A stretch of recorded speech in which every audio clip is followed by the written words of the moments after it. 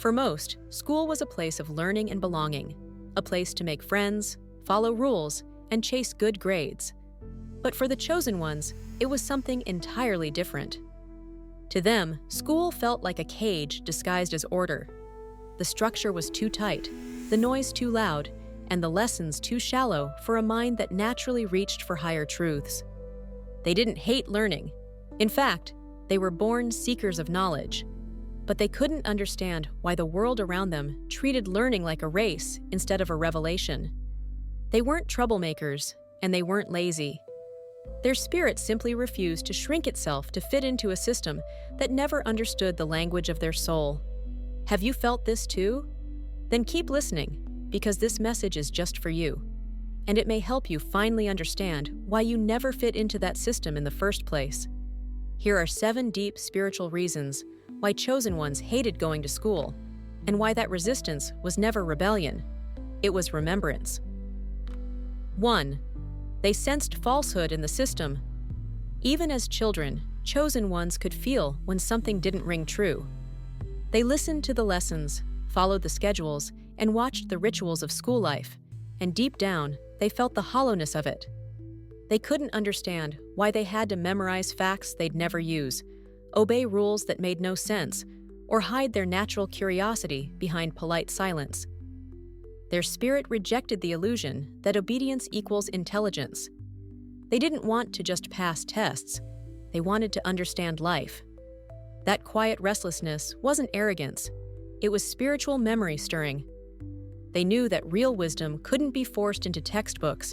It had to be lived, felt, and remembered. 2. They questioned everything. While most students accepted what they were told, chosen ones couldn't help but ask why. Why this rule? Why this belief? Why must everyone think the same?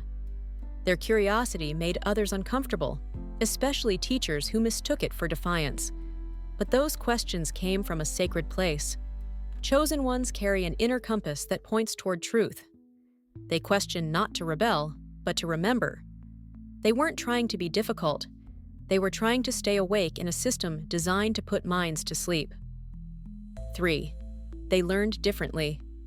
The traditional classroom rewards those who can repeat, not those who can see. But chosen ones don't think in straight lines. Their minds move in spirals, connecting dots between energy, feeling, and meaning. They understand the unspoken. They sense the patterns behind things. They often learn more from silence than from speech. While others memorized answers, the chosen ones were searching for connection. Their daydreams weren't distractions. They were doorways. When they stared out the window, lost in thought, they were often tuning into something beyond the physical.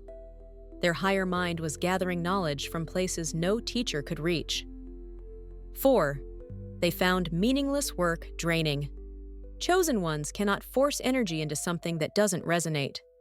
Busy work, repetition, memorization, these things feel empty to them. Their spirit needs purpose to stay alive. They are motivated by meaning, not by reward. That's why so many chosen ones struggled to keep up enthusiasm in school. They could sense when something lacked soul, and their energy would instantly pull away from anything that felt false or forced. This wasn't laziness, it was sacred discernment.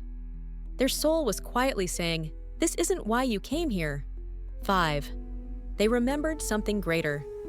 Even when they couldn't explain it, chosen ones carried a strange nostalgia, a memory of a different kind of learning. They remembered deep in their bones a place where knowledge was love, where wisdom flowed through symbols, energy, and experience. A place where no one competed, they shared. Where growth came through connection, not comparison. While others chased approval, chosen ones searched for truth. They could sense that life had more meaning than the lessons printed in ink. And though they couldn't yet put it into words, they knew they were remembering something ancient, something the world had long forgotten. 6. They felt the energy was too heavy. The chosen ones feel everything. Even as children, they walked into classrooms and sensed what others couldn't. The fear of failing, the pressure to perform, the unspoken competition, it all hung in the air like invisible weight. To others, it was just another school day. But to the chosen ones, Every emotion, every tension, every unkind thought vibrated around them like static. By lunchtime, they were often drained, not from the lessons, but from absorbing the moods of everyone nearby. Their energy field was open, sensitive, and deeply receptive. What looked like shyness or tiredness was actually an overwhelmed aura. They weren't avoiding people, they were protecting their peace. Their exhaustion was never weakness, it was wisdom in disguise. 7. They were never meant to fit the system. At the heart of it all, chosen ones simply weren't built for systems. Their purpose is not to follow, it's to awaken. Each moment they felt misunderstood or unseen, each time they sat quietly wondering what was wrong with them, they were actually being shaped for something higher. They weren't here to become perfect students. They were here to become conscious teachers, healers, and visionaries. Their discomfort was divine preparation. Their loneliness was sacred protection.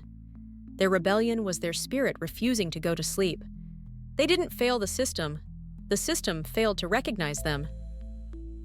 So if you've always felt out of place in school, you were never broken. You were blessed with an awareness too vast for any classroom to contain. You came here to learn from life itself, from intuition, from energy, from love, from pain. You didn't need a blackboard, you needed a world. And now, as you begin to awaken, you start to see the truth that was always waiting for you. You were never meant to fit in. You were meant to rise. And in doing so, you remind others that they can rise too. If this message speaks to your heart, share in the comments what you hated most about school. Not to complain, but to release it, to see how far you've come, and to help others realize they were never alone. Thanks for watching. If you found this message useful, consider subscribing to keep uncovering sacred pointers, because the universe is always speaking.